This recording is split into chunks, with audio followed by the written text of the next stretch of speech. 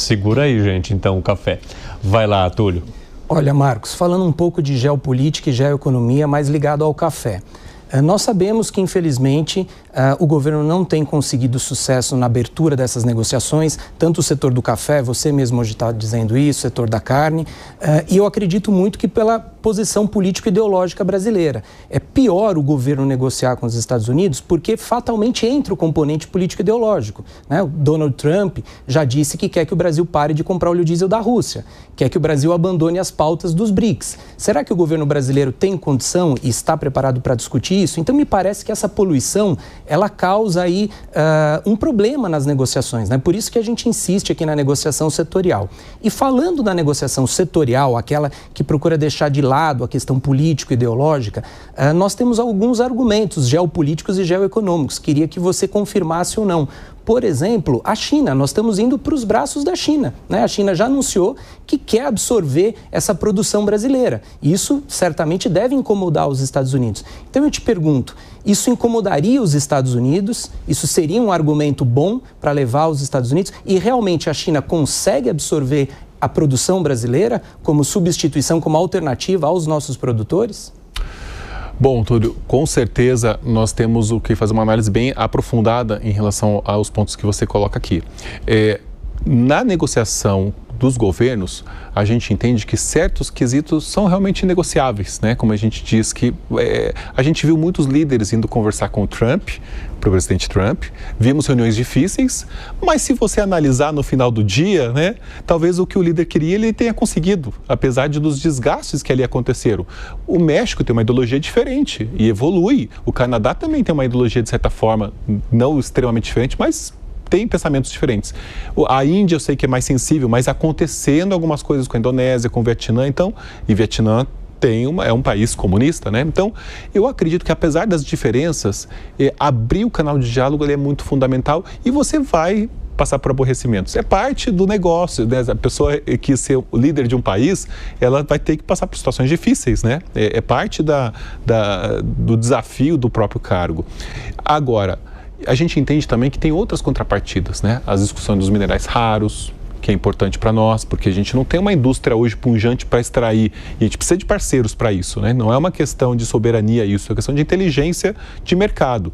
A Rússia, hoje já existe uma discussão muito forte também no Congresso norte-americano, que é dizer o seguinte: a gente não está negociando armas com a Rússia, a gente está negociando segurança alimentar com a Rússia, porque a gente pode falar do combustível, que é 15%, é o número que eu tenho, pelo menos, né?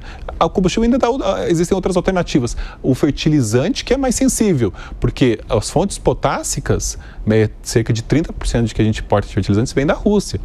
Qual seria a outra fonte potássica? O Canadá. Mas o Canadá já vende para a agricultura norte-americana, que é extremamente pujante, é uma agricultura gigantesca, né? E vamos atrapalhar os próprios americanos, né? Com os contratos de compra de fertilizantes. Então, existe hoje uma percepção que há certos componentes que impactam diretamente o bom funcionamento do mercado, do alimento para as pessoas, né? Então, há outras formas de se encaminhar essa pauta, até porque os próprios norte-americanos negociam com os russos. Se você analisar friamente, no final do dia vai estar lá a negociação hoje que existe entre Estados Unidos e Rússia. Então a gente tem que ser muito pragmático, saber negociar num jogo de xadrez. Não é um jogo de truco, é um jogo de xadrez em que nós temos que estar mais preparados possíveis. É com os dados econômicos na mão, é influenciando as pessoas que têm que ser influenciadas, é o governo sentando sim para discutir. As reuniões vão ser difíceis? É bem provável que sejam difíceis, mas estamos aqui para isso, né? A gente vai estar aqui para fornecer os dados que o governo precisar, vamos ser sempre parceiros, sempre que chamar o vice-presidente Geraldo Alckmin nos chamar, nós vamos ser os primeiros da fila para municiar de informações. Podemos ir juntos para Washington, acho que talvez já esteja no momento de fazer uma comitiva e ser mais uma tentativa de um canal, mais um canal. Então, eu acredito que a gente está num momento que a gente precisa colocar o que a gente tem de melhor. E a gente tem bons profissionais para auxiliar o governo, a gente tem bons parceiros lá nos Estados Unidos também para levar as informações. É seguir de uma forma pragmática. Ô Marcos, baseado na sua comparação, o Brasil está jogando truco ou xadrez? Olha, eu acho que em alguns momentos ele joga truco, em alguns momentos ele ensaia, né, o xadrez quando ele chama o setor privado. né? Quando ele chama o setor privado e reúne as informações, é um xadrez bem feito. Mas ainda falta mais uma etapa para realmente você ser mais eficaz, né? Eficiência e eficácia, né? Tem que ser eficiente, mas você tem que ter eficácia, né? Então a gente acha que faltam alguns passos para a gente ser um bom jogador de xadrez. Você quer acrescentar algo, Túlio? Sim, só em complemento, Marcos, a questão da China, né? Sendo pragmático nesse jogo de xadrez, a China tem condição de absorver a produção brasileira e isso pode incomodar os Estados Unidos, isso pode realmente, porque os Estados Unidos depende do café brasileiro. Você já disse que a Colômbia não vai conseguir suprir, o Vietnã não vai conseguir suprir. Então, esse detalhe da negociação é um detalhe importante, é um movimento do xadrez importante a ser trazido ao Donald Trump? Muito importante ter me recordado dessa parte da China, fundamental, Túlio. A China é a 14ª do nosso ranking hoje, dos países que importam café. Já é um número expressivo, porque a gente exportava 100 mil sacas para a China de café lá em 2017. A gente, em 2023, exportou 1,5 milhão de sacas e em 2024 caímos para 988 mil sacas, então você veja que é um mercado que ele está se estruturando. As compras não são regulares igual nos Estados Unidos, então um ano foi mais alto, outro ano foi mais baixo. Em 2025, tudo está mostrando que vamos ter os patamares de 2023, quem sabe até mais. Então a gente está vendo as coisas acontecerem. Mas, de novo, Estados Unidos é um mercado de 25,5 milhões de sacas, a China é um mercado de 5 milhões de sacas. Então, norte-americanos ainda são 5 vezes maiores que os chineses. Lá a gente exporta 8 e para a China a gente exporta 1, quem sabe um pouco mais esse ano. Colocado tudo isso em perspectiva, a China tem um potencial magnífico. A China é o país que tem mais redes de cafeterias, mais lojas de cafeterias, passou os Estados Unidos com lojas de cafeteria. A gente conseguiu conquistar a nova geração, é um consumo diferente, é verdade, mas é um consumo em que o ingrediente café ele foi inovado, eles bebem de outras formas que a gente nem imaginava. E é um processo extremamente bem feito, com plantas industriais tão inovadoras e processos tão inovadores que atrai o gosto. E os mais velhos, eles acharam um jeito de colocar lá com as bebidas alcoólicas e começou a conquistar também. E passou das grandes metrópoles para as médias metrópoles. Então, é um mercado muito importante. Eles sinalizaram algumas coisas para nós, a gente relativiza isso. Porque desde 2022, nós temos um cadastro exportador. E a gente cadastra as empresas para poder exportar, as cooperativas, né? E eles anunciaram, né, 183 novos. Na verdade, eram novos cadastros revalidados. Isso já estava, não tem nenhuma novidade. Mas tudo bem, é importante que é uma notícia que partiu da Embaixada da China. Então, significa que eles querem se aproximar. Mas tem outros pontos que a gente gostaria que eles se aproximassem mais da gente no café. Nós recebemos a visita no começo desse ano da ministra chefe-geral das alfândegas, da administração geral das aduanas e alfândegas da China. E ali a gente discutiu pontos relevantes entre Brasil e China para aumentar esse mercado. Mas um deles é o café brasileiro, ele é taxado na China. O café verde paga 8%, o café solúvel paga 12%. Então, se a gente conseguisse de alguma forma derrubar essas barreiras, porque a gente sabe que em alguns países isso é zero, principalmente no café verde. Então, se a gente conseguisse derrubar essas tarifas, é uma forma de até aumentar essa participação do Brasil nas vendas para a China. Tem outras questões de procedimentos aduaneiros, envio de amostras. Então, é uma sinalização, mas a China ainda tem que dar outros passos e que bom que existe aparentemente, né, essa necessidade e essa abertura, mas para nós seria muito mais importante se a gente seguisse nessa agenda. Vai lá, Paulo. A gente falou muito dos impactos no Brasil, mas e os Estados Unidos, né? Do ponto de vista pragmático, quanto o café aumentaria, né? Será que a população norte-americana, pelo aumento do preço, que eu acredito que vai acontecer e forte, abandonaria esse costume? Vocês têm alguma projeção a respeito disso? Olha, é interessante, a gente vê muitos dados da National Coffee Association que falam que eles bebem muito café nos Estados Unidos, o maior consumidor do mundo, toma até mais que água, né? Tem até uma estimativa, até porque como eeles usam muita água dentro do café, tem essa característica, né? O chafé, o jeito americano, o café americano, né? Então, isso faz parte dos lares, né? Isso a gente vê.